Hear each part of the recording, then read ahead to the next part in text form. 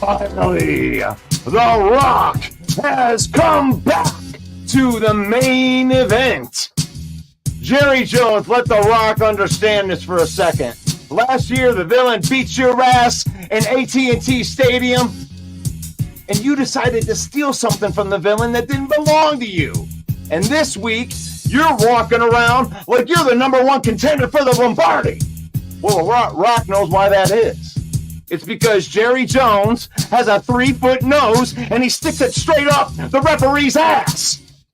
And now on to you, Cowboy Dak Prescott, and let The Rock emphasize boy. The Rock understands what took place the night that you found out that the villain was coming back to Dallas. You got down on your hands and knees, and you put your little hands together, and you said a little prayer, and it sounded something like this. Oh, dear God, my name is Dak Prescott, and my team just paid me more money than any NFL player. But there's one problem. The villain, the fans, and everybody knows that I absolutely suck. And right then, your house started to shake, and God himself spoke to you, and he said, Billy, and he said, but my name is Dak. It doesn't matter what your name is. Dak Prescott, The Rock says this, at AT&T Stadium, week 6, 1 seed or no 1 seed, the villain is going to do to you exactly what he does best, and that is lay the smackdown on your candy ass. You smell what The Rock is cooking. Yeah, The Rock's cool. Shut up, dumbass.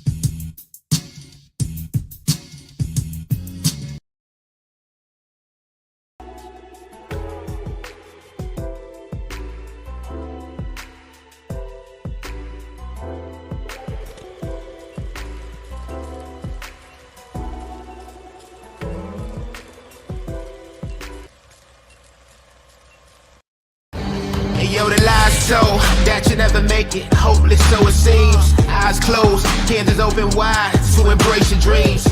Sometimes you gotta take a loss just to get the win. Like lies and sin was popping in like oxygen when boxes win. Focus on the mental, never lose like a smooth instrumental. Better choose on the move in a pinto. Choose when I get to, never lose move on the move, but it's simple. Never give up and we running it, maybe. We just keep winning, we conquering daily. Envision and pay me, it's never this way. We indigenous, maybe we winning this crazy. Your opportunity, your opportunity, your opportunity. This your opportunity, your opportunity, your opportunity, your opportunity. This your opportunity, your opportunity, your opportunity, your opportunity. This your opportunity, your opportunity, your opportunity, your opportunity. No sound. You got no sound. You got no sound. Well, you can't hear Russell Wayne. I hope you can hear me. I can't hear Russell Wayne. Maybe you can. Put it in the chat. Tell me if you can hear Russell Wayne. Tell me if you can hear me. Say something, Russ. No, I got nothing on my end. I got nothing on my end, but this is Lions Villain Report, 10 a.m., hosted by Russell Wayne. Check one, check two. There you go.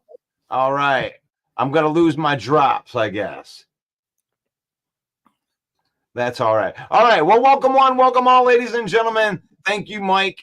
Mike is in the background right now playing Wizard of Oz right now, but I'm going to tell you where we are broadcasting. We are broadcasting live right now into our Facebook page, which we are, if we're not at 56,000, we're getting very close to 56,000. Thank you to everybody that's liking, sharing, commenting, and helping us get this out there to all the other football fans that are out there. We're on YouTube.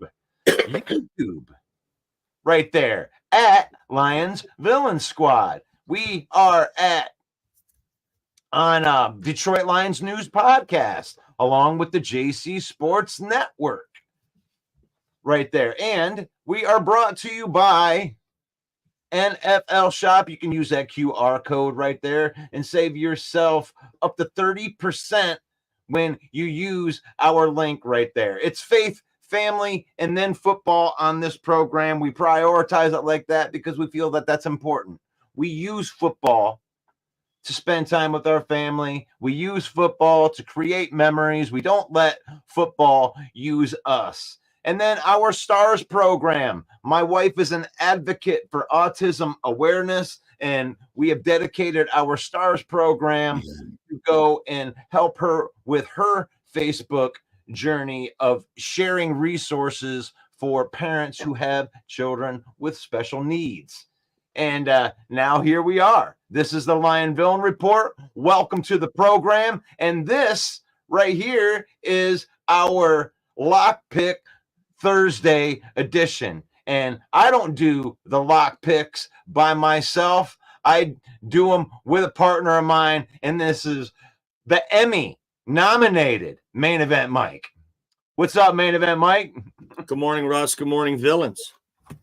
I wanted to be able to give you a you like that. I might have to change that out there. But what I wanted to do was start a little bit. I know that we got the lock picks coming in, but as you can see in the background right there is just something that we can't unsee, we can't untalk about because it's the biggest news that's out there. It's Aidan Hutchinson suffering a season-ending a broken leg in two different spots, clean break, good surgery and everything, but we're not going to have him for the rest of the season. And now everybody's out there with their trade machines and they're trying to go get the Lions to become better and find some way that we can replace the production of Aidan Hutchinson. And I just kind of wanted to get your thoughts on that idea right off the bat, since we haven't got a chance to do that yet. Well, I don't think there's such a thing as replacing Aidan Hutchinson, right? You don't replace Tom Brady. You don't replace Patrick Mahomes. That's the kind of impact, that's the kind of player Aidan is for the Detroit Lions. But what you can do is mitigate the loss. You can bring someone else in, or the guys on your team, if they elevate their play. Now, they're going to have to pick up the slack, not just pressuring the quarterback. They're going to have to pick up the slack in leadership, in locker room presence, as well as intensity. If you listen to the press conference of the assistant coaches yesterday for the Detroit Lions, there was an overall theme when asked. Of course, they were all asked about Aidan Hutchinson, what it means to the team. But the overall theme that went through it all was, he practices harder than anyone. He trains harder than anyone. He is uplifting in the locker room more than anyone. So all of those things, not just the production on the field, all of these Lions are going to have to raise their play to compensate for the loss of Aidan Hutchinson. Now, can the Lions bring in a free agent or a trade partner and bring in a player to really help mitigate that loss? That's what we're all waiting to see.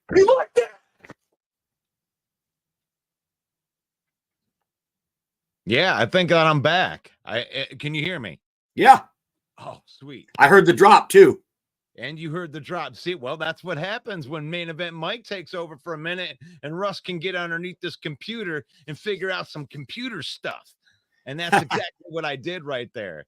But I didn't hear any of your take, so I hope that but I did fix the problem. But I know that there is a thing that's out there with like my take. And before we get into that, like, I've never said that I would be mad if the Lions go out and trade for a player. I just said that it's not Brad Holmes' style to do that. But let's say hello to everybody before we get any further in here. Hey, what's up, Henry Gray? Lions family and villains right there. And David, what's up, David? We didn't even say, we're not even ready. Good morning or anything like that. He's just ready, right in with the tough questions. Who's ready for a big dog fight? We're going to bite a kneecap off. Tick tock, tick tock. The anticipation is palpable.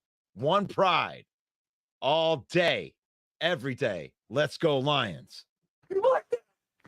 I do. Good morning to Dwayne. And I love Dwayne's takes right here where he's like, let's go. Detroit Lions, One Pride, Kings of the NFC North Division, championship title, all grit, never back down. Cue the karate. Oh, Davey. What's up, Davey? Thank you for joining us today. Good morning, One Pride. Good morning to Fred Peterson. It's a great day to be a Lion fan. And if you are on the YouTube page or you're not on the YouTube page, we are at Lions Villain Squad, and you can do that. Never fear, Broski Bear is here. I love it. You know what I love the most about Broski is he was here when they were talking bad about the Bears. When, you know, they lost a couple games. Broski Bear was here, and he deserves to be here now. Congratulations on 4-2. Congratulations on Caleb Williams looking like the NFL defenses are starting to slow down a little bit for him. Good morning to David. Good morning to Mark. Good morning to Henry Gray. Good morning to Paul Jones. The Lions already played the Cowboys. Maybe your PTSD is gone now. Focus on the Vikings. Get it right. It's PTSOL. It's PTSOL. No, but I cut a good rock promo the other day, so I went and cut it out. I wanted to share it with y'all. And no audio. Okay, no audio for me. We're into that spot in the Zoe podcast. It's War Week. Let's get this thing going. We got Packer fan Steve up in the house. We got Jeff up in the house. Jeff Sanders, thank you for watching. Thank you, John. Just trying to make sure. What's up? I got Rob Scott in the house. John Alicia Shelton. The Lions still going to win on Sunday without Hutchinson. 30-24. We got predictions. This is prediction Thursday. Back for the second day in a row, but One Pride, villains. Yeah, get better, Jeremy. Sorry to hear about that. What happened? He says his back is out for the second back day. Is out. Okay. Second day in a row. I can hear now. Okay, now we got everybody back in. We need to get a new studio up in here. I heard that. You know what's really cool, Russ? We have Packer, Bears, and Viking fans in here in the chat this morning during War Week. We are represented very, very well. And you know, I think it just goes to show right here, something that we were saying on Monday, and I'll just keep this slide. This is the best division in football.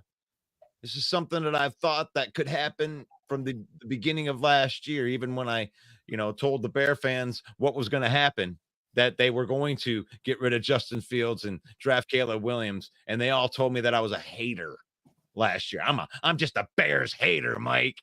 And it turns out that it ended up being the best thing for you. And I'm glad that it seems to be working out. Congratulations to Bear fan, Viking fans. Got nothing but love for how you guys are doing it. I was trying to think of a promo that I wanted to do for the Viking fans, and I don't know how I really would want to approach that. Maybe Stone Cold Steve Austin. He would go down and party with all the Viking fans before he kicked their asses. That's what he would do. Go down there and be like, look, we're going to go down. I'm going to go to Minneapolis. What? We're going to have 1 beer. What? 2 beers. What? 3 beers. What? 4 beers. What? 5 beers. What? And a shot of tequila. What? And a Bloody Mary. What? And a shot of whiskey. What? Maybe get into a fight. What? I mean, that's how I feel that fight is. Sam Darnold. Can he get it done against Aaron Glenn? Can Aaron Glenn get it done without Aidan Hutchinson? He's got to be able to schematically do this. and put it in there.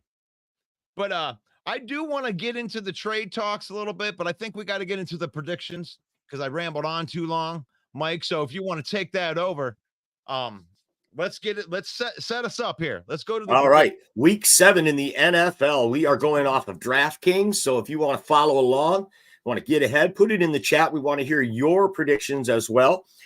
Last week, Russell picked. Oh, we both got the Monday night game wrong, Russ. So you picked 8. I picked 7. So your streak against me continues.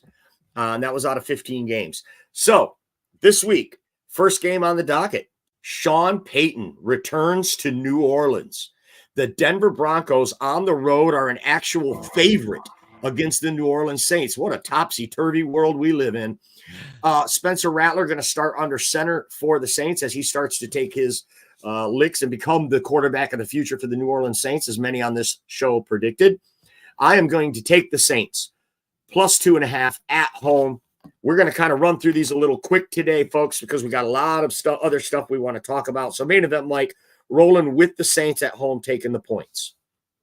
Well, I am going to take the Denver Broncos. I will minus the points to give Sean Payton his revenge game and that good defense confusing the rookie quarterback. Very cool.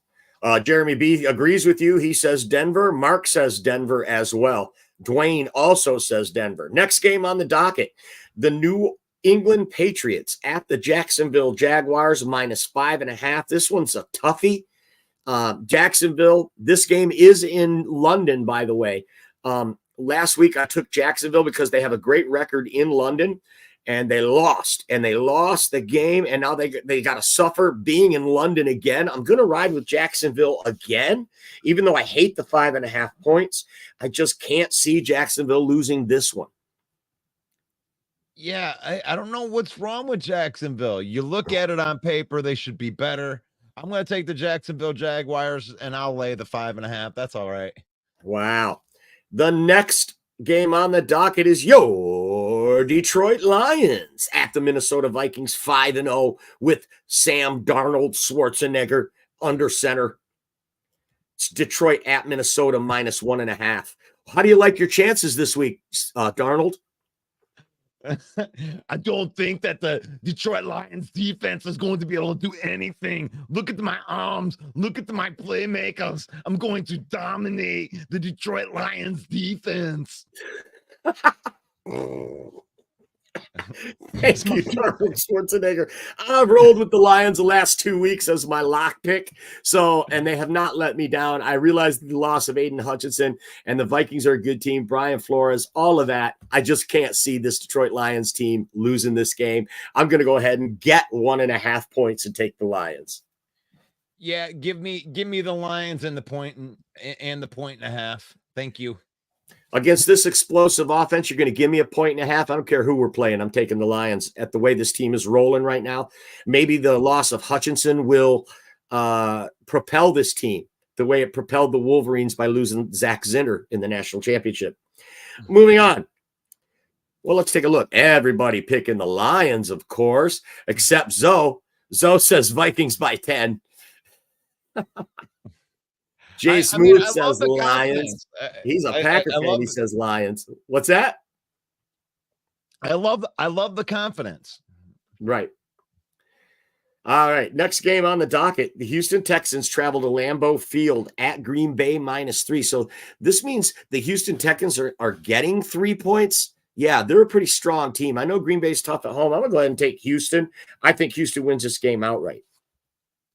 Yeah, I'm going to take Houston too. I've been a Packer hater, and really I've probably been losing this pick every week because I'm such a homer against the team. So, but I mean, having Houston and getting 3, that's a really good Houston team. So even if Green Bay wins a close one, I still feel like I can win this pick. Right. Even if this comes down to a 1, I mean, those 3 points are what cinches it for me. If it was a 1 point, sure, I'd probably take Green Bay on this. Dwayne says Texans. Paul says Texans. Even Zoe says Texans. We got Dale there and says Green Bay. David thinks Green Bay. Jay says go Pack go. So the villains kind of split right down the middle on this one, Russ. Next game, Tennessee at Buffalo. Look, man, I keep betting against Josh Allen. I keep betting against this guy, and he just keeps burning me. He's the real deal, folks. I mean, and now they get Amari Cooper. The only problem is that 9.5 points. Ugh. I'm going to take Tennessee here. The reason is because guess what? Tennessee Titans have the number 1 overall defense in the NFL right now, even though they can't get into the win column. I think 9.5 is too much against that good secondary. Amari Cooper not going to be much of a factor probably in his first game with the Bills. So I got Tennessee. Yeah. I mean, if this was Alabama versus Missouri, I might take the 9.5. You know, I might say they could cover that 9.5. But no, I mean, this is the NFL. You give me 9.5 points in just about any team. So you're taking the Tennessee Titans as well. The Titans and the points. We got a lot of people saying the Bills here. We got Jeff says the Bills. Dwayne says the Bills. Zoe says Bills by 19 points. Holy cow. Okay. All right. Next game. In division, Cincinnati at Cleveland. At the beginning of the year, we looked at this game and thought, it's going to be a real dogfight. Well, now it's a dogfight for the basement in the AFC North. The 2-4 Bengals are -6 on the road against Cleveland. How do you bet on Cleveland? Gosh, Russ, I'm going to let you take this one first. This is like the worst game to pick right here. Well, the thing is I've tried to bet Cleveland, you know, and I keep getting burnt on them. And it makes me want to just go back and change my my Bills pick just because they've burnt me a lot too by, you know, somebody laying some points, and they usually cover those big point spreads. But give me the Cincinnati Bengals. I'll lay the 6. I'm sick of the Browns. I'm also going to take the Bengals. You know why? Because the first 6 weeks are in the book. And the Bengals are slow starting. I think now is the time for the Bengals to start picking it up if they want to be competitive in this division. They did win last week and avoid the 1-5 stigma. In case you're wondering, teams that are 1-5 in the last 10 years, 123 teams have started 1-5. Russ, guess how many of those teams made the playoffs out of 123? I have no idea. That's why it's called a guess. Guess how many out of the 123? 10. 3 teams out of 123 have made the playoffs that start 1-5, and Cincinnati avoided that. For that reason, sounds ridiculous. I'm taking the Cincinnati Bengals here. Both of us are laying the 6. Thing on this thing, it's a hope. This is a hope bet too, because if the Cincinnati can come in and just beat that ass, maybe Cleveland will be a little more soft to, you know, let us trade for Myles Garrett. Or Zadarius Smith. Absolutely. That's a great call, Ross. If they start 1-6, if they start 1-6, they are going to definitely be sellers at the trade deadline in a couple of weeks. And every loss that Cleveland can accumulate is just going to help the chances of the Lions snatching one of those defensive ends off their team. So I like it. Mostly in the chat, it's people taking the Bengals. Carolyn says Bengals. David says Browns. So I like it. Okay, moving on. In division, Philadelphia at the New York Giants +3. Tough one. I'm going to go ahead and take the Eagles just because at some point the roster, the depth that they have is going to have to show up at some point. Maybe this is the week that Philadelphia can right the ship. They get Devontae Smith back. They get A.J. Brown back. They've been playing like crap. Their coach was berating his own fans at the last game. This whole thing is starting to unravel. So if they lose to the Giants, this could be the tipping point that sends this team down the downward spiral. But I think they're going to try to pull this one out, and they're going to cover the 3. I got the Eagles. Yeah, I'm in the same boat right there. I think that people just really underestimated the loss of A.J. Brown, and just having him back in this offense is going to make a huge difference. That's not enough. That's not enough points right there. Give me the Eagles. I'll lay the 3 easy. All right. We are agreeing a lot. We're kind of split down the middle here in the chat. We got Eagles, Eagles, Giants. Jay Smooth says Giants. Dale in the house. What's up, Dale? He says Eagles. So remember, folks, that's 3 points too in a division game. So Giants at home getting 3. That's not a bad bet. If the Eagles win this on a field goal for a 1-point win at the end, you win your bet. So I'm going to roll with the Eagles because just based on the talent that's on the roster. Next, it's a battle of the birds. Seattle Seahawks at Atlanta. Wow, what a game this is going to be.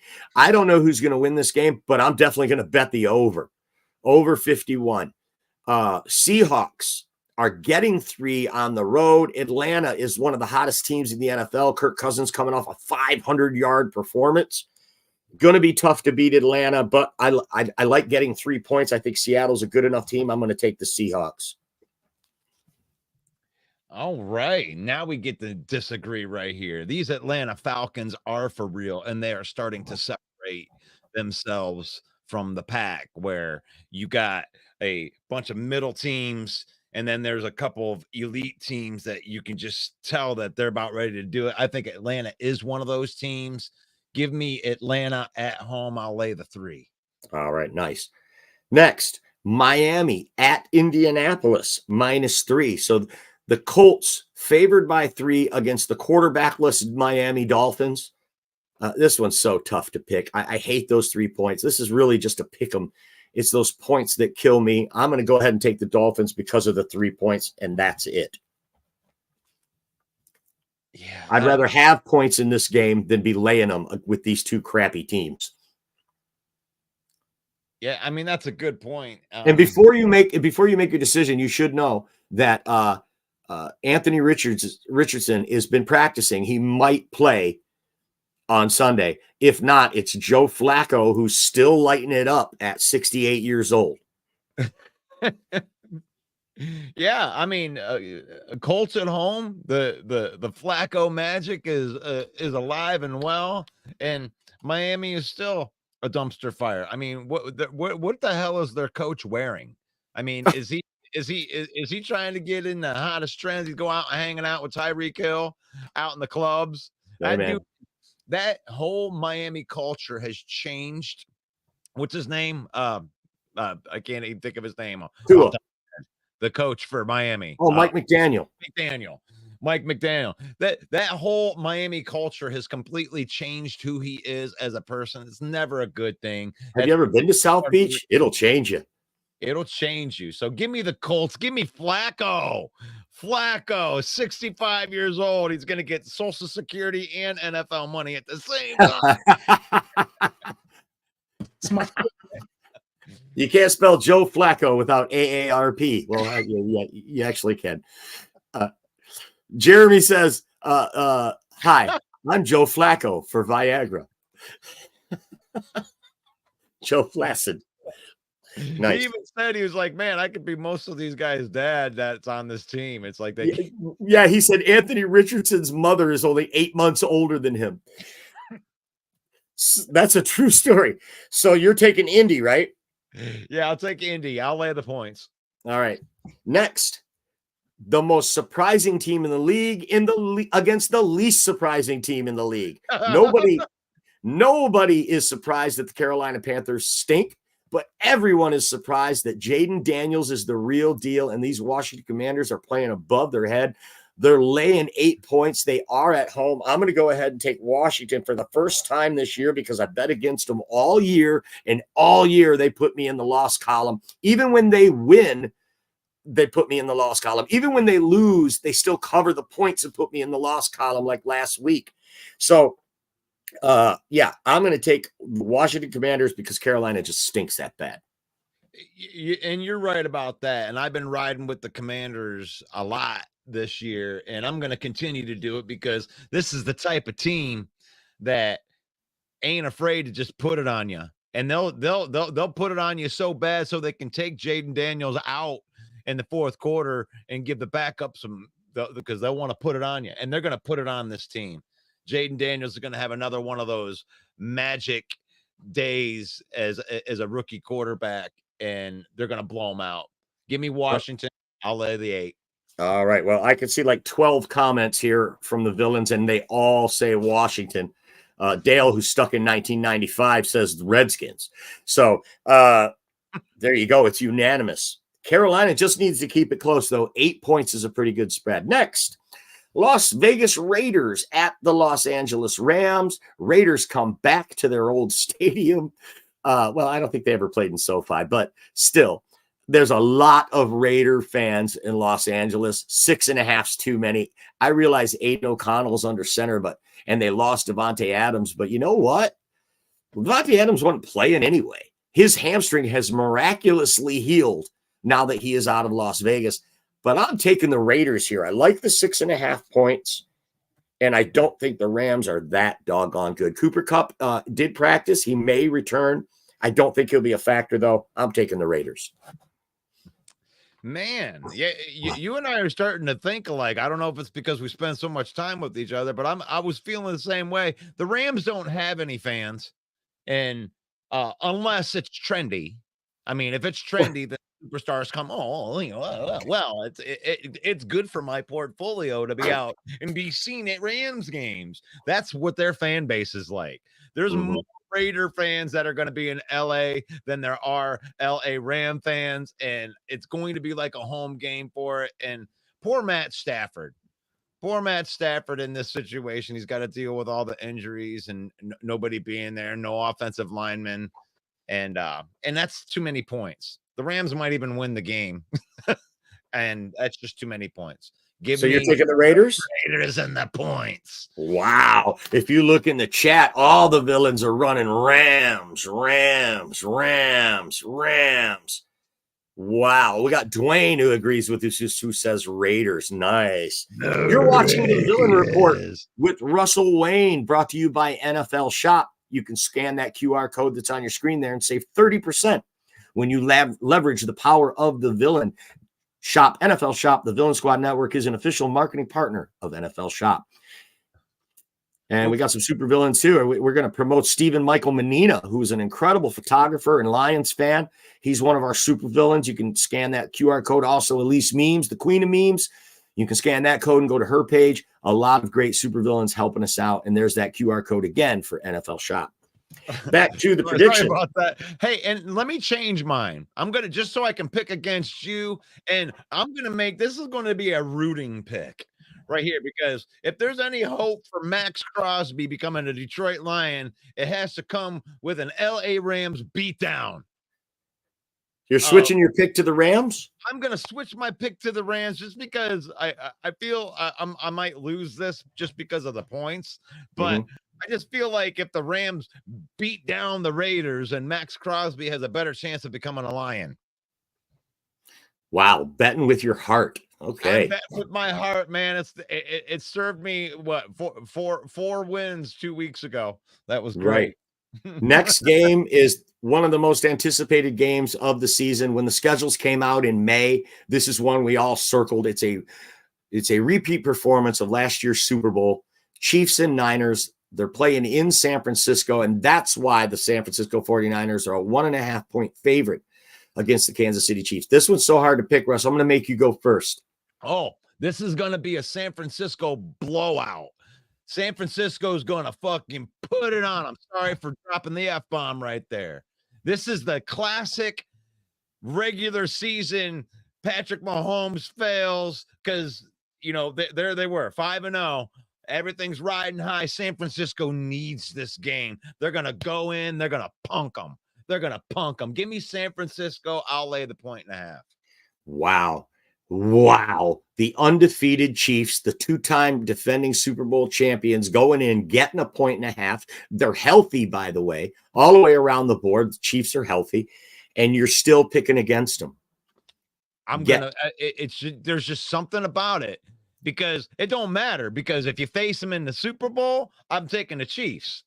This isn't the Super Bowl. This is week, a game that doesn't matter, a game that, everybody will get real excited about. Oh my God, I can't believe the 49ers blew out the Chiefs. And in 2 weeks, it won't matter because Patrick Mahomes will still be Patrick Mahomes and they'll still be flying high. It'll be a blip on the radar for them. But San Francisco needs this game. They need this win.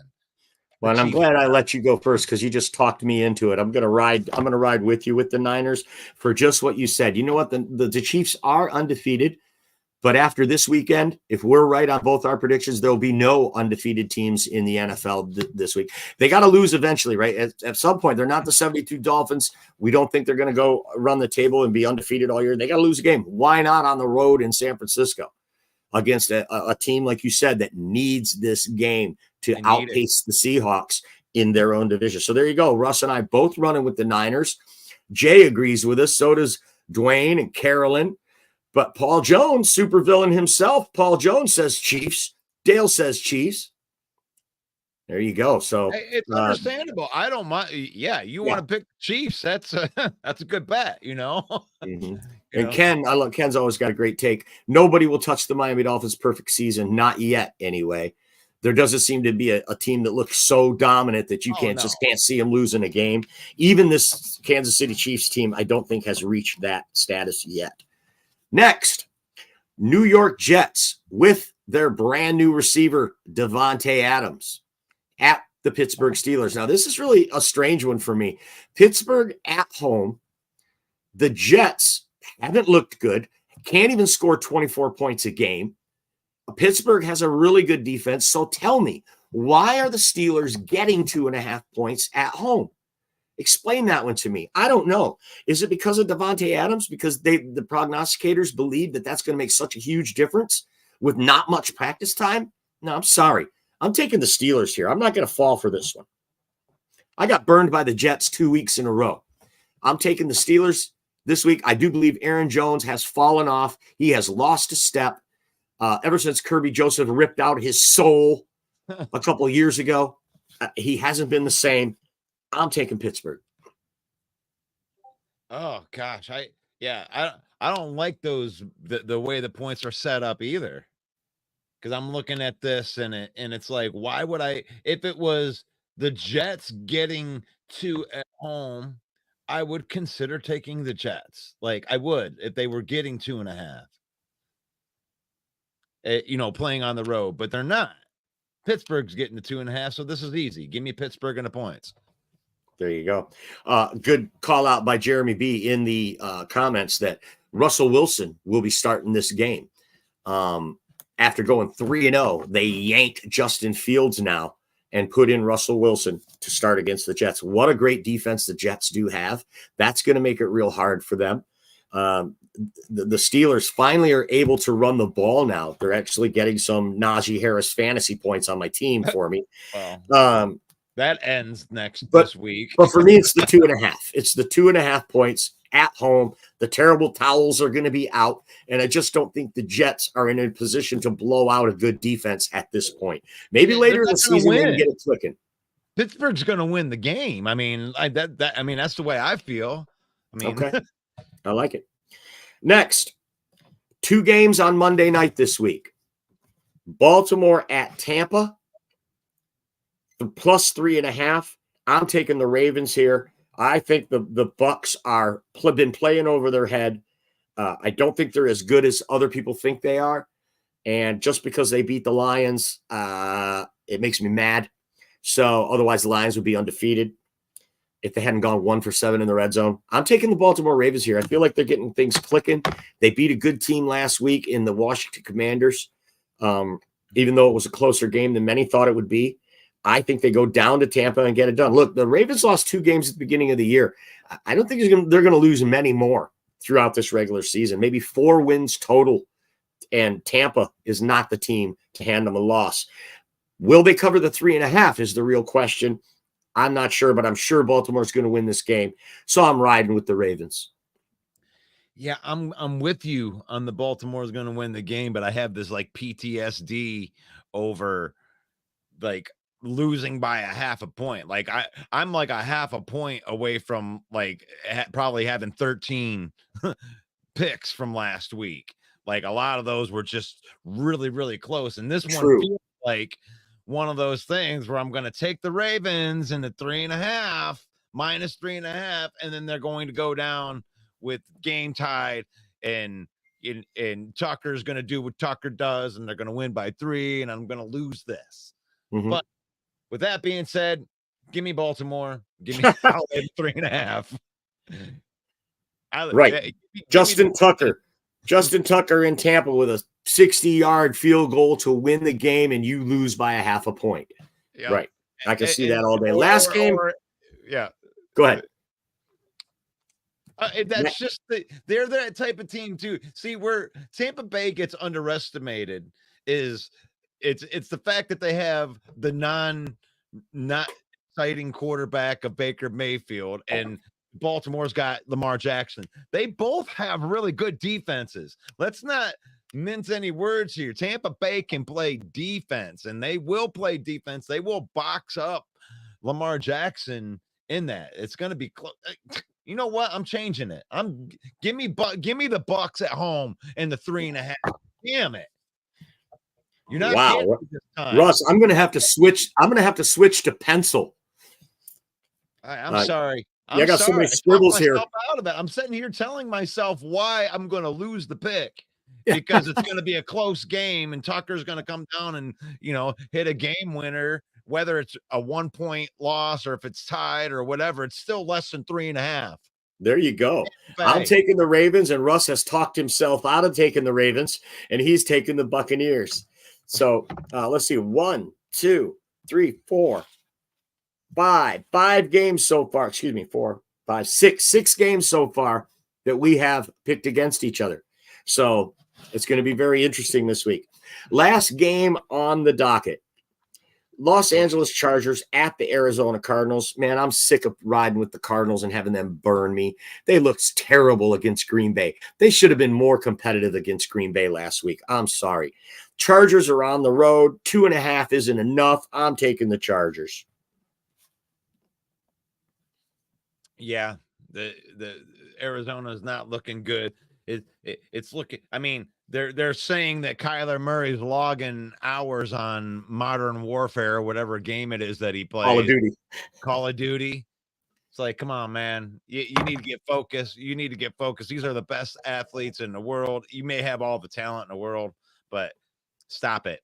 Stop it. LA Chargers, give me the good coaching. Give me the Harbaugh with I'm going to bite a kneecap off. We're going to bite a kneecap off mentality. Give me the Chargers. I'll lay the 2.5. You know what? I'm actually going to reverse my pick on this one. I'm going to take Arizona and get burned by them again, maybe. But they're at home. They're getting 2.5. The Chargers aren't a juggernaut, okay? They're not. Marvin Harrison Jr. is a beast. And him and Kyler Murray need to come alive. This might be the game. That weak Chargers secondary might be the remedy that these Cardinals need to get off the schneid. You know the Cardinals want to be competitive. Jonathan Gannon's a good coach.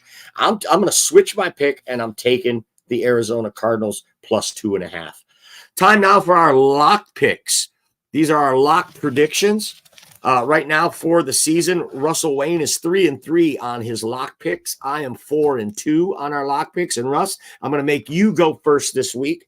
Give me your lock pick for this week as you scroll through. Actually, I got mine ready. If you're not ready yet, I'll go ahead with mine. Yet. All right, I'll go ahead with mine then.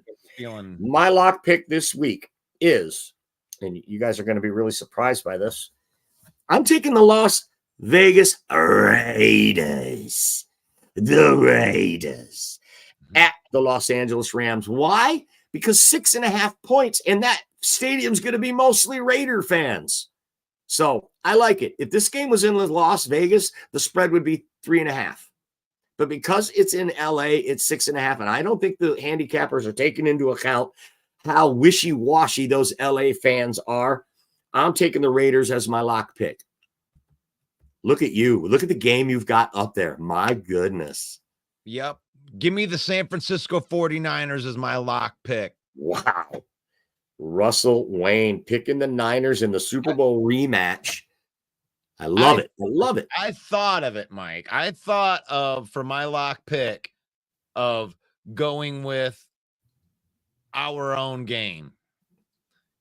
Yeah. I thought about it because I really do believe that the Lions are going to win that game and bring the Vikings back down to earth. Or I'm going to be here on Monday eating some crow going, man, this I got to throw my hands up in the air about these Minnesota Vikings. But They haven't played with anybody that has came in and punched them in the mouth. They don't play from behind. They jumped out to these leads, and they've been able to sustain these leads. And I think that that's their brand of football. But what the Lions do coaching staff wise is they take you out of your brand of football. They are going to force Sam Darnold to beat them. It has to be Sam Darnold to beat them. And they are also going to have to stop our running attack. And I'm sorry, but you ain't seen a running attack like this yet, Minnesota Viking fan. You may think you have, but you haven't. You didn't face McCaffrey. You faced Akers. Like, you ain't faced a 1-2 punch like this, even if you face some good running backs. Like, right. So you have to stop the run to have a chance, because if you can't, Jared Goff's going to pick you apart all day. Paul says whoever's playing the Panthers is my lock pick. Will that be the Commanders -8? I do like that as a lock pick, actually. That's a great call out. David says all the games this week are tough to pick, especially when you figure in the points. A lot of people thinking that the Lions are the lock pick. Ken, Henry, I've ran with the Lions the last 2 weeks and won. They have been my lock pick. But this is a divisional game, folks. So I'm staying away from it. I don't want to go to the well too many times, but I do love the call out. Fred says lock pick Jets. Woo! That Aaron Rodgers is less washed than Russell Wilson. What a good call out. Plus the GM, head coach, offensive coordinator now, so they will have his game get right. Good call. And this is the reason why you can't go against the Vikings right there, is because you got to give them their due. They've been playing out of this world, and it ain't luck. And it's not like they've been playing over their head or anything. It looks like they got the personnel that fits that Brian Flores style, and they have a version of what they had last year that was doing well with upgraded dudes in those spots. And then on the offensive side of the ball, I mean, Sam Darnold, who knows? He might be as good as Kirk Cousins. Because, I mean, he got put into a good situation, finally, for one time in his life. You know what Sam Darnold definitely can do is he can throw the ball downfield. That dude has got a rocket. He could throw that ball 60 yards in the air. And you got Justin Jefferson. So there, all bets are off when it comes to, like, there's no way I could make that my lock pick. You know, I just have that feeling that besides that other spot, this defense, the style that play, you just have to be disciplined. And my offense is very disciplined. Like, in order to beat a defense like the Minnesota Vikings, you have to have discipline all across your offensive line, your skill players. You have to be able to make split decisions because of the way that they blitz. I'm going to send 6, or I'm going to put 6 in the coverage. Like, who knows? I'm going to show you both every play. And you have to be able to make a decision on who to block and be able to read a defense and play disciplined in order to do well against a defense like that. And I think the Lions have that. I think they'll be able to gap run. I think they should be able to run the football against this team, even though they've been good against the run. But you ain't been good against a run offense like our run offense. We're run offense first. There's some really good comments here from some of the villains. Jeremy B says Aaron Jones is out with a hamstring. Blake Cashman for the Vikings is out with turf toe. Plus a couple of DBs are out. Minnesota is more banged up than they want to admit. That's a great call out. And then Scotty Reno, I really like this one. Here's something to think about. No one knows what Detroit defense will even look like this week.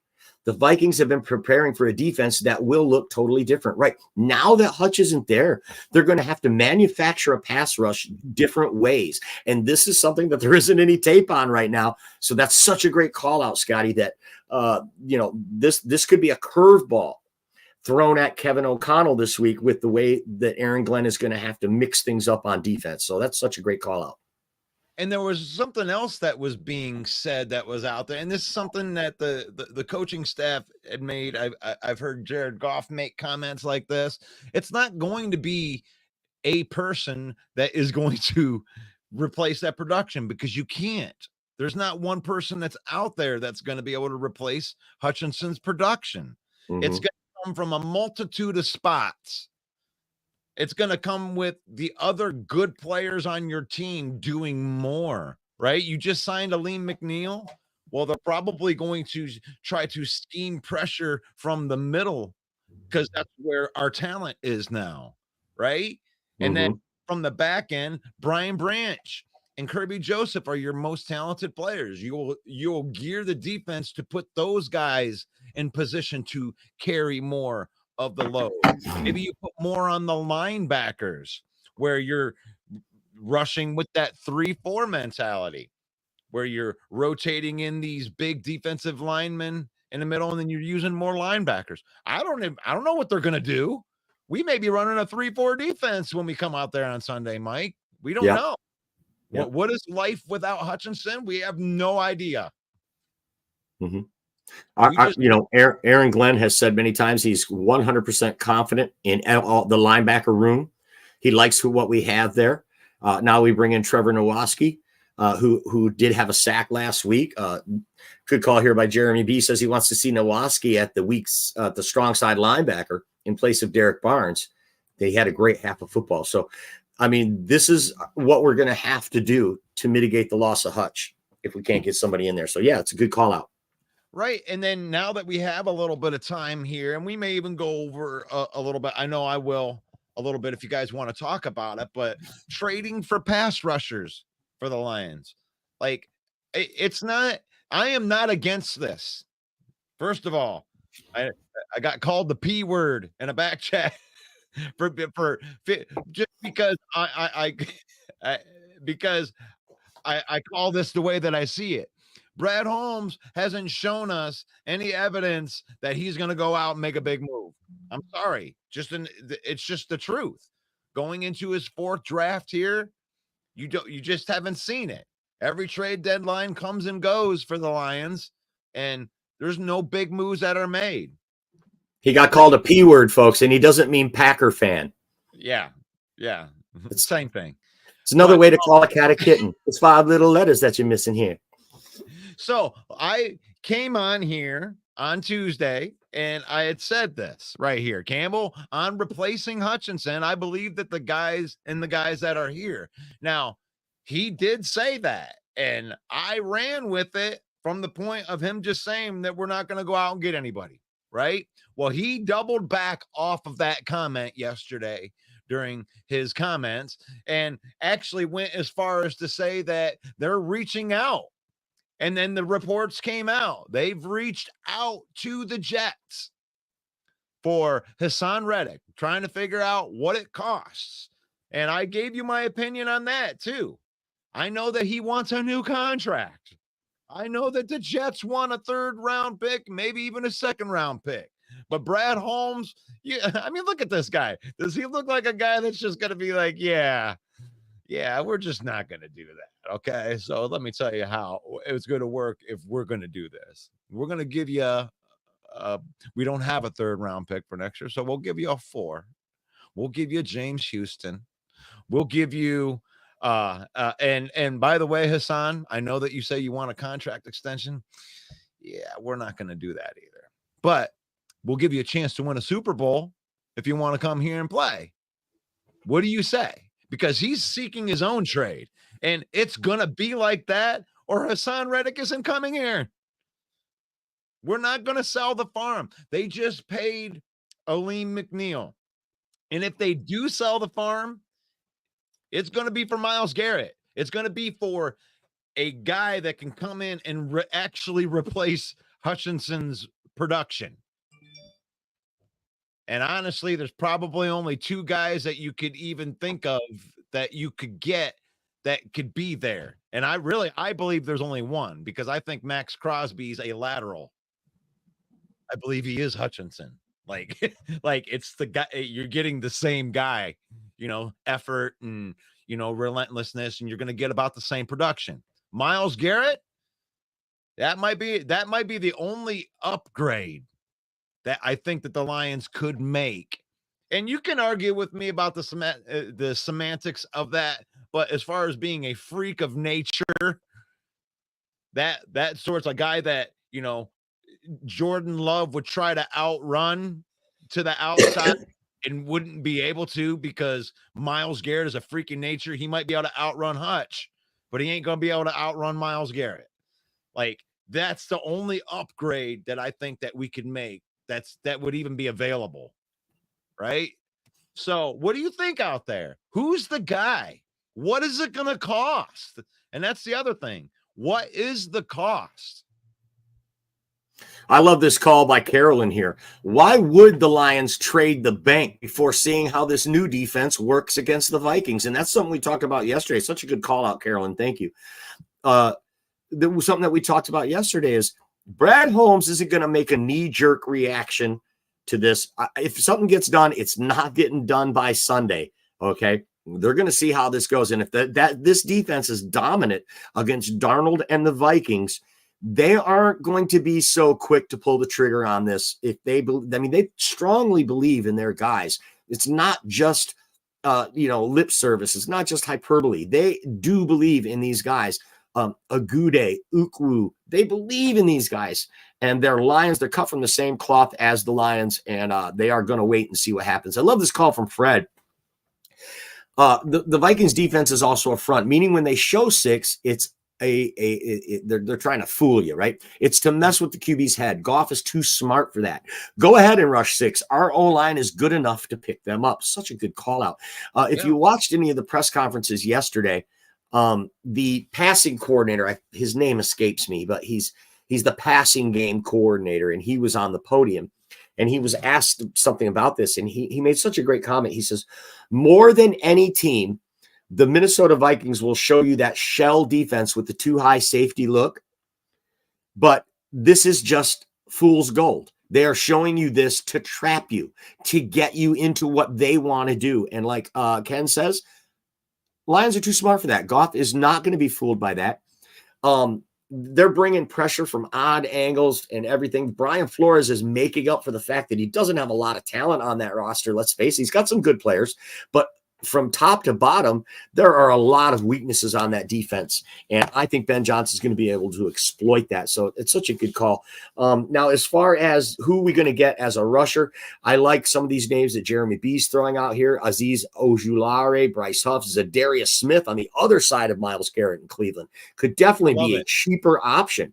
And by the way, Zadarius Smith, notoriously a Lions killer when he played for the Minnesota Vikings. So it would be very interesting to see him in a Lions uniform. Yeah. What about Trayvon Walker? I just don't see that. He's a number 1 overall pick.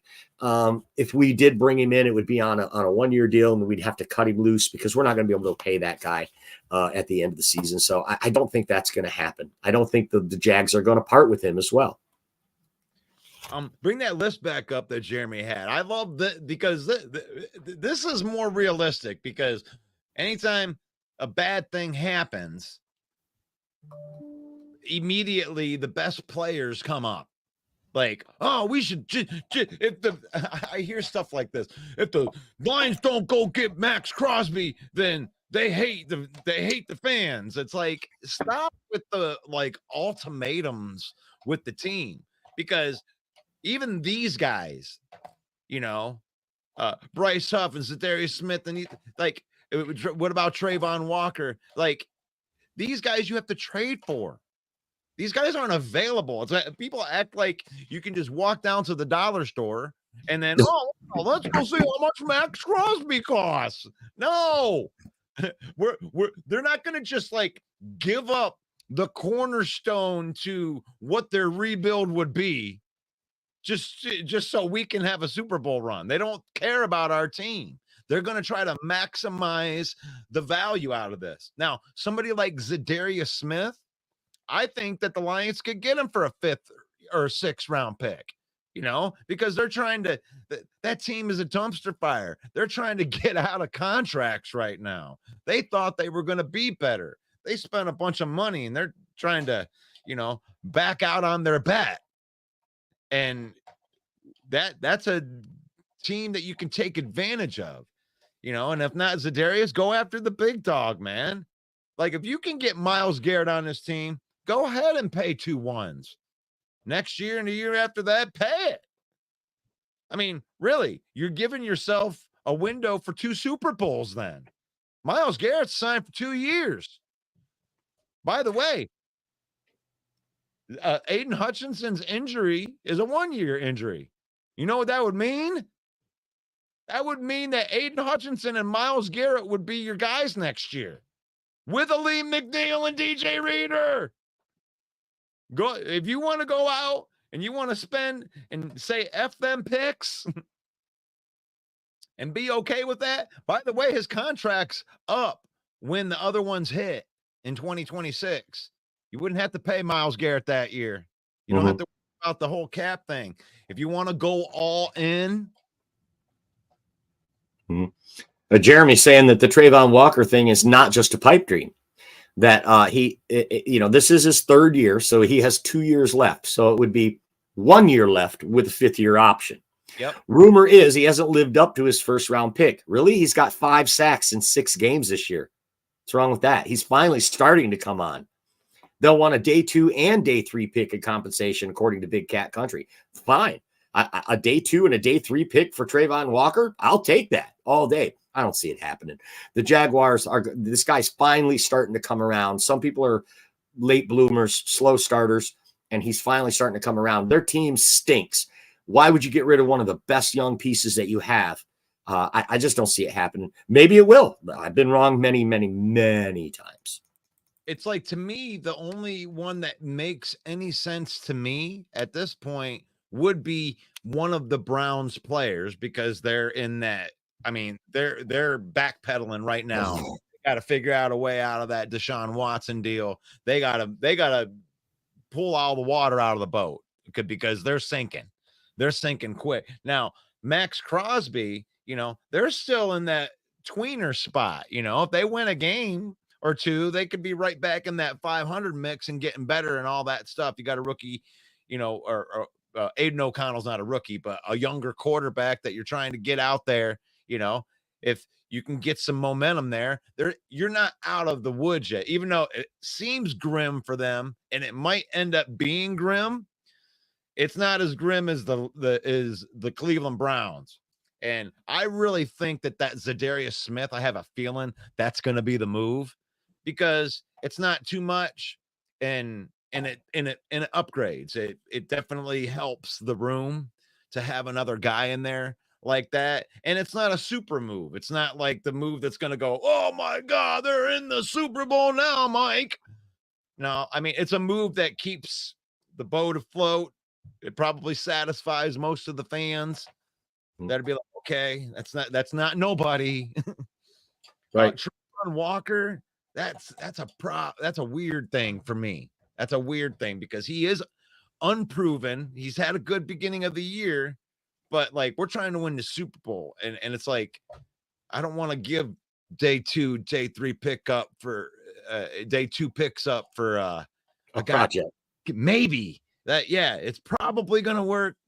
Looking okay now, but you already have to make a decision in, 8 months. You're going to have to figure out if you're going to pick up that 5th-year option. That's always a decision. And it's like, you already got a guy in here. Rentals seem more like a Brad Holm thing. Like, it's not going to go past 2026 with, really worrying about extending said player that they're going to bring in. Zadarius Smith, you ain't going to extend him. That's a rental, right? Myles Garrett, I mean, I doubt that. Maybe you extend him just to have 2 generational talents, figure out a way to make it work. But no, you take him at the contract that he is, rent him for the Super Bowl. When Hutchinson comes back, you draft a couple guys, I will say this, Russ. My gut tells me they're going to do something. Brad is going to do something. I think there is a splash move coming. A lot of the Brad Holmes detractors, bargain bin Brad, dollar store Brad, he's never going to make this big move. I feel it in my gut that there's something on the horizon. Brad is working his magic right now. And I believe that there will be a bigger name coming in. Maybe it is like a Trayvon Walker or a Myles Garrett or something like that. I don't see Max Crosby. I don't see anybody ever letting go of him. But yeah, I just feel like something is coming. I got to jump off here, Russ. So have a great day, and God bless you, villains. Right on. That's Main Event Mike right there. You can join him on Monday nights at 7 p.m. And he recaps the weekend.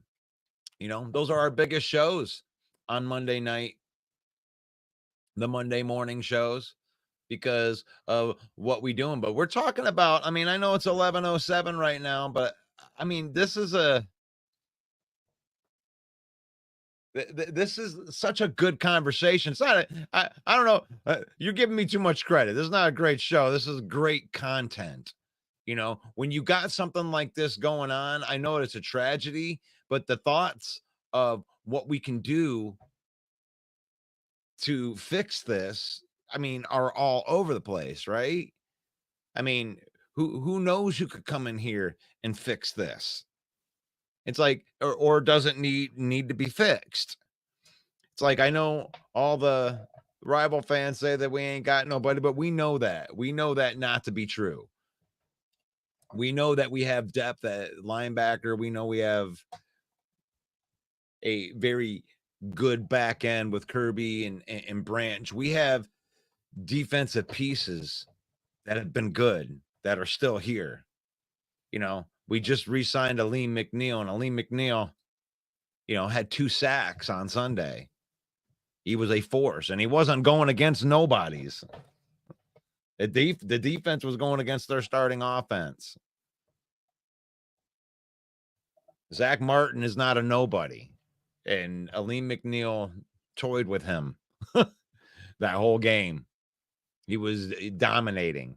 Aleem McNeil's coming into his own. He earned his contract, and that's part of the reason why they say they believe in their own guys. It's not me being a homer or a P word. It's just me understanding the pulse of who we have as a general manager. I mean, honestly, I've learned to have my opinion to be in trusting what these guys are going to do. But the one thing they're not going to do is they're not going to overreact and go out and just trade to trade. Yeah. And here you go. A 3rd round pick. And I'm even going to try to say Aziz from the Giants. I mean, that's fine. A day 2 pick, I get that. It's obviously going to have to be a later one. Or a 4th round pick for him. You know, a 3rd, 4th round pick, 5th round pick. I could see them. They can throw out multiples. You could trade. I don't know how much value James Houston has, but as just a pass rusher, he has value. But we use our defensive ends different. We don't have a use for a guy that only rushes the passer. You know, we have guys that you need to be able to do multiples here, but it doesn't mean he doesn't have value, right? Throw him one back. Throw him a young guy back. After seeing Crosby yell and push his coach, I don't think he fits the culture of the Lions. I can't see MCDC tolerating that. Crosby would be on his backside, and who knows the rest of the team would react to. Dan is too tough to push around. I believe that. But I don't think that he would do that here because of the culture. You know, it's frustrating being on a team that you can tell isn't ran right. I mean, a lot of Lions players left this organization. Look at what the way that Darius Slay said things about the Lions after he had left. It's like, if that culture isn't good, that's the type of stuff you get everywhere. But I get that. I get that. I'm one of the people that think that they don't have to go out and do anything drastic. You know, if the right deal comes up. And Max Crosby is an effort dude. When it comes to play style, he's a lot like Hutchinson. Raiders, in my opinion, should sell young quarterback, young talent around him right now. They can't compete with the Chiefs, Bills, and the Texans. Yeah, they're in a bad spot right now. I'm sorry. I love the idea of having two off seasons to decide with Walker. Imagine having a first, second, 12th round picks from that first round on the same roster. I love the idea of it. I'm just saying the psychology, Jeremy, of what we're doing right now is like, if you're going to trade and you're going to trade high picks for it, that you would have the proven guy, and then I'm not saying he might come here and kill it, because he is a freak of nature. I agree, Mike. I think that it'll be a bigger name, but it won't be a deal like Flowers. Our management is far better and smarter than the last dumpster fire. And that's true. That is true, Fred. I think that Holmes will make a move. He's cooking something up. I know that he's looking. And I do believe that they will make a move. At what level? I believe it'll be on the level that Jeremy was talking about right there. One of the second tier guys, like a Zadarius Smith. It's a good conversation. Yes. But from the Vikings standpoint, it's like whatever guy that they would go and trade for right now, it probably won't affect the Vikings game. Because for one, I want to see what they would do. I mean, I like Aaron Glenn. I think Aaron Glenn's a good defensive coach. I think he has a lot more talent on this roster than he's ever had before. I think that the defense, even without Hutchinson, is more talented than last year's roster for the Lions. And it's just because of the drastic upgrades of where the secondary is, right? When I look at Brian Branch, he played in the nickel corner last year, and he was one of the best corners at that position in there. But they move him back to safety. He's even better. That's the natural position. That feels like it's the natural position for Brian Branch. So there's still other superstar players that are on the Lions defense, and I'm curious to see how Aaron Glenn would put together a team that didn't have Hutchinson on it.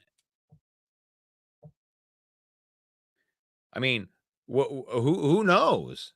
I mean, you're talking about, you had Levi Onwuzurike in there playing 40 to 50 snaps, but maybe he plays 50 to 60 snaps instead. Maybe you put Aleem McNeil out there for a little bit longer. Maybe you're playing DJ Reader longer in the game. All of those things are possible. And like what Jeremy was talking about, you got specialty linebackers that have been sitting on your practice squad that haven't been there. Our practice squad went deep with players that know how to play our defense. And not one of them are like Aidan Hutchinson, but it takes a little bit from everybody. David says that might not need to get anybody. It's possible. I mean, I don't know. They'll get somebody.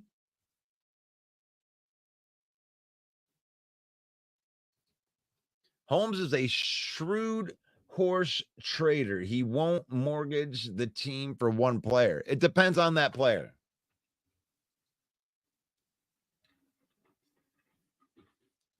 There are a couple exceptions to that, I believe, David. And thank you for the comment, by the way. I love the conversation in here. If that player was Max Crosby or Myles Garrett, just based off of their contracts and the way that they are, For one, all that dead cap money and all that crap with the contract stays with the team. You don't get to trade your dead cap. So if they move on from Max and they have to absorb, $30 million in cash, their problem. We just get the contract. So I don't know who to think they would get. The Crosby thing seems like way more of a pipe dream. The Myles Garrett is still a pipe dream, but I don't think it's as big of a pipe dream as the Crosby one. It just depends on how desperate Cleveland gets. And that's why the Lions should be patient with this. Carolyn, have you heard if Carlton Davis will be able to play this Sunday? He cleared concussion protocol on Sunday. So he wasn't at practice yesterday, but the coach had made the comments that said that he will play on Sunday. I mean, there's always a chance that he won't, but it wasn't anything to worry about. That's the way that Dan Campbell made me feel. Good morning to Mario. Good morning, Villain Squad. Say hello to Mario. Ken says, overall, I think the defense is better this year. Even with the loss of Hutch compared to last year, our younger players have matured and our defensive backfield has gotten incredibly better. We will probably find our star in-house at defensive end. I think there is a potential that could happen in there. That still doesn't mean they're not going to go out and get somebody. I do love our back end right now. I think that it is. Our back end is looking good. I'm just putting some music on. Hit it in the back. But we're talking this Lions Villain Report. Brought to you by NFL Shop. I'm throwing a link into the comments right now. Brought to you by NFL Shop. You can get that jersey. You use that link. You can save up to 30% off from our affiliate marketing partner at NFL Shop. And this is the Lion Villain Report. And we're talking Hutchinson. We're talking about trying to replace the production. You cannot replace the player. You are not going to get one guy out of your 10 guys that's going to be able to do what Hutchinson could do. You have to try to replace the production, which is probably going to come from multiple areas. You can expect more out of your good players that you still have. That's the first thing.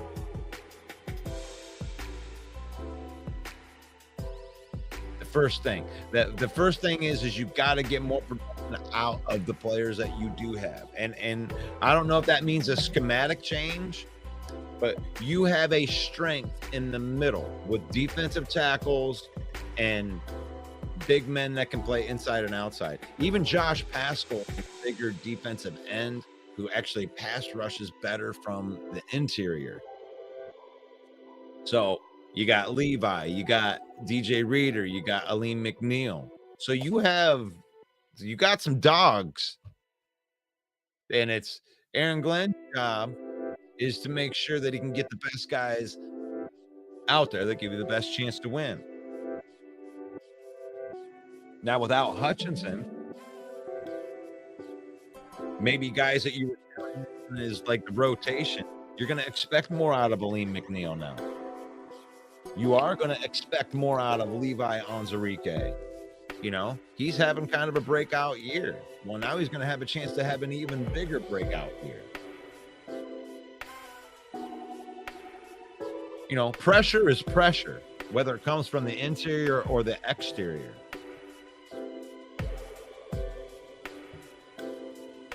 Rodriguez could get some more playing time. I don't see Houston stepping up. Yeah, I don't know. Guys are going to get opportunities. I see James Houston, Mario. I see James Houston being able to get an opportunity to be that guy. I think AG is going to have fun with this. I don't know about that. I bet you it's a lot more fun to scheme with Hutchinson.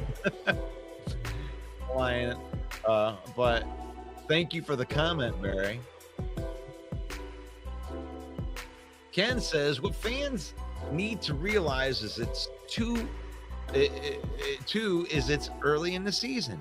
You mortgage on one player. Now, what happens if another major star goes down? Heaven forbid. Of course. Yeah. That's a chance you got to take. I mean, we're where we're at. Super Bowl window is open. And here's something else to think about here. Is let's look at. Let me get this. Let me share a screen here with you. Because when we're looking at over the cap, I just want you to see something. Is like you start out when you take the team and you build it from scratch. Like in 2021, the Lions ripped the whole thing apart at the studs. You got rid of people. You even got rid of people that you lost money on getting rid of, like Jamie Collins. Like, it was so bad, I think that they were like $60 million over the cap. Didn't matter. You were cutting ties. You were trimming the fat. Everybody, you gone. He gone. And you kept like Taylor Decker, Frank Ragnow, a couple dudes from the previous regime, and that was it. Now, when you're drafting, every player matters. That you gotta draft, gotta make sure we draft well. And they did. They drafted well for 3 years. And now we're actually at this spot. When you look at it here, it's like, here's 2025 roster now, right? Like, these guys are already on the team. Sewell, Alex Anzalone, David Montgomery, I'm not saying Brown. You lose Carlton Davis, right? Okay, there's one piece. You still got Jahmyr Gibbs, Jack Fox, Khalif Raymond, Amik Robertson is still here, Jalen Reeves-Babin. Your offensive line is still here. You need to replace Kevin Zeitler, but all these guys are still on the team. And you know what that means is that even if you draft a guy in the first round, the guy is going to have to make the roster. So I'm not trying to sell you on F them picks, but you got to figure out how to keep the guys that you picked that are the parts of you. And obviously you need to continue to draft well. But if you don't got to pay a first round pick for a minute, you're going to have to figure out a way to make the things work because you drafted so well with the guys that you have. You aren't going to need to just throw a whole bunch of extra guys on the team. That's why they took chances on guys like Manu. Like, they know Manu's not going to be ready for a couple years, but if they do their development job right, which I mean, they have like 100% track record so far. Like, literally every single person. I mean, now you're starting to see Levi pop. Ifeatu Melifonwu, Derek Barnes, all these guys. They know the guys that they want to bring in. If they go out and they mortgage part of the farm, you're not mortgaging the farm. You could get a player if you have to mortgage 2 first round picks, right? 2025, 2026. Okay. But you get a player in return that you got the money. I mean, you look at it, look at that. You got cap space.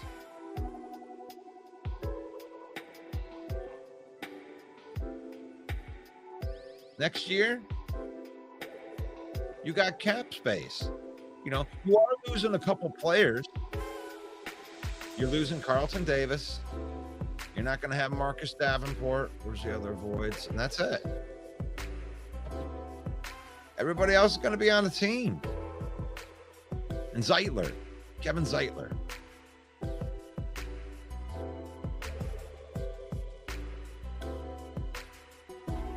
You're not going to have Kevin Zeitler, but you might be able to sign him for a bit, but you're still going to have $79 million in cap. So you got the money to do this if you wanted to bring in a max contract guy to rent for 2024 and 2025. I absolutely am okay with the Lions trading for a player. You just locked up Aleem McNeil. And if you bring in one of these said players, what that means 100% is you're probably not going to keep Derek Barnes. You're probably not going to be able to keep Ifeatu Melifonwu. There are players, you know, from that first draft class that, I mean, you're just not going to be able to keep them. You know, because I believe that you want to be able to keep like a Kirby Joseph. But it's like you want to be able to keep some of this band together, these high level players. You want to be able to keep that together. And the next round would come in the Kirby Joseph year, where you're going to have to pay Hutchinson and Joseph.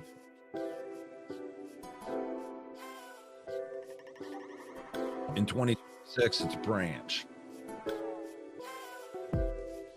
So it's like, I believe they're making those moves. But here's the thing. If you find a guy, because where the next problem comes in is that Branch year, right? You're probably going to have to extend guys like, or restructure guys like Amon-Ra, Sewell, or Goff in that year. That's going to be a restructure year and see where we're at. Figure out a way we can keep Branch, right? So if they mortgage the future, and Brad's been hitting in every round, so I have no doubt that he could take a second round pick and turn him into a guy that we need. Ken Fisher says, what about Gibbs?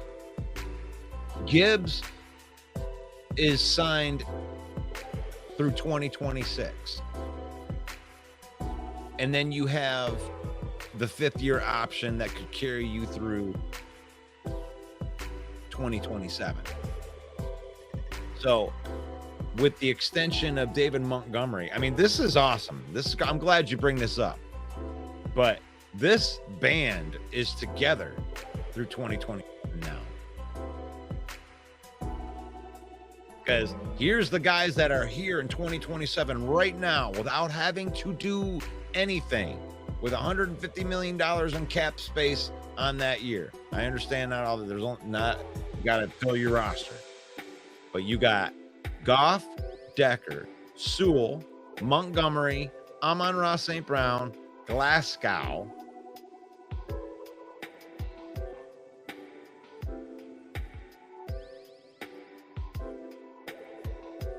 Mahogany. So what is that? Let's see. Who did we? Oh, Frank Wright. We lost Frank the Tank. We lost Frank the Tank in 2026. So, so through 2026, let's do it through 2026, 2027. You got Goff, Ragnow, Decker, Sewell, Glasgow. You have 4/5 of your offensive line that are going to be here in 2025 and 2026 with Amon-Ra St. Brown, with Jameson Williams still here. And on defense, you know, you still got Sam Laporta. And on defense, you got, you know, all your cornerbacks that you just drafted from this year.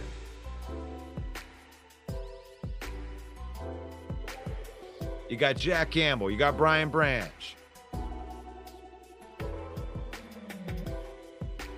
So it's like you don't need a plethora of picks, right? You're not going to pick 7 times and get 7 more starters that you're looking for. You know, why do you think they drafted Sion Vaki? It wasn't because they needed him to be an impact player. They need him to serve a specific role, and he was actually the best person at serving that role. They drafted a guy that could start on special in the 4th round because the main spots are filled. Lions foundation is why we are winning. If it works, don't fix it, right? What about Gibbs? Laporta? Yep. Look, Laporta is, like I said, I just showed you 2026. This is 2026 right here. In 2026, Laporta is still on the team for $1 million. Now, I'm not saying in 2026 they won't extend him. What I believe what will happen in 2026 is cap space wise, what you can do to free up money is to turn base salary into signing bonus and then kick the can down the road. So you got 3 guys. Look at these base salaries, 27 million here. There's 19 million here. And these are 3 guys right here that you could get some money from and lower a cap number. You can lower that cap number with Jared Goff if you extend him at that point. Or you could say Penei Sewell at that point, you extend him, you kick that can down the road. You can take $19 million, convert it to signing bonus, and lower that cap number by, $18 million if you needed to.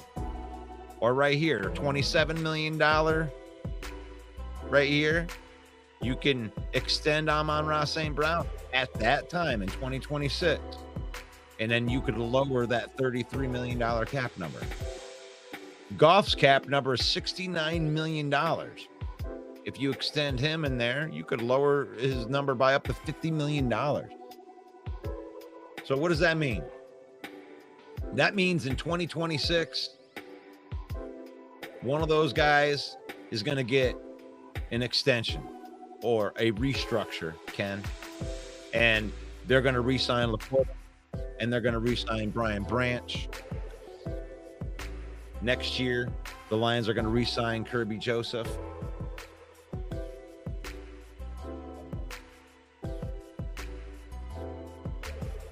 All while trying to continue to draft well. So we can't lose another tight end. Laporta has to get signed. Yeah. And they don't have to worry about it until 2026 or next year. Right now, he's not even eligible to be extended. You have to be in the 3rd year of your deal. He's only in the 2nd year. Sign them, not sell them. So, what is your thoughts out there? Trade Houston and picks for Myles Garrett. I like that. If you had to trade your backup quarterback and Hendon Hooker to get one of these deals done, would you want to do it? I know Jeremy's against that, and I'm actually against it too. Because I think that Hendon Hooker is going to be worth a lot going into his 3rd season as our backup. But that's going to conclude our conversation for today. I loved it. I got everything I wanted to get out of today. I'm glad that you guys popped on today, especially the live audience. The live audience, when you guys are right here at 10 o'clock, the live audience is great. And I appreciate you guys for being on the live version of the show. Now for everybody else, God, we had over 11,000 views on yesterday's show afterwards. So that makes me appreciate this live audience even more. So just know that your comments and your questions and concerns will live on the internet forever. Mario says that he's against trading Hooker. I'm with you. I am with you, because they might have something there too. They might have something. But this is the main event.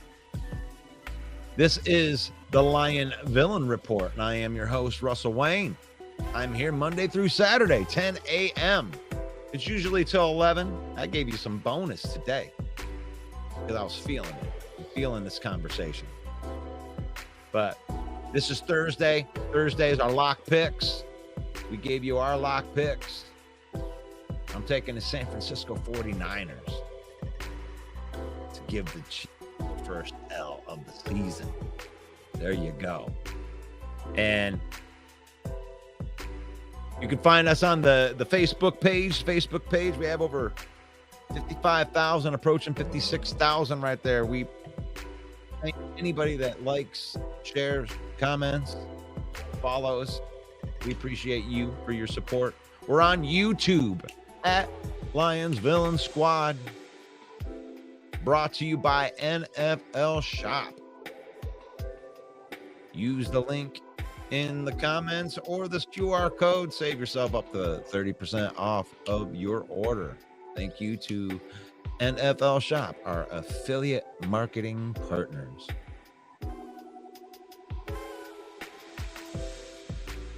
Faith, family, and then football. It's in that order. We use football, spend time with our family. We use football to create memories. We don't let football use us. May the Lord bless you. May the Lord keep you. May the Lord shine his face upon your entire day until we meet again tomorrow for the Lion Villain Report. Peace out.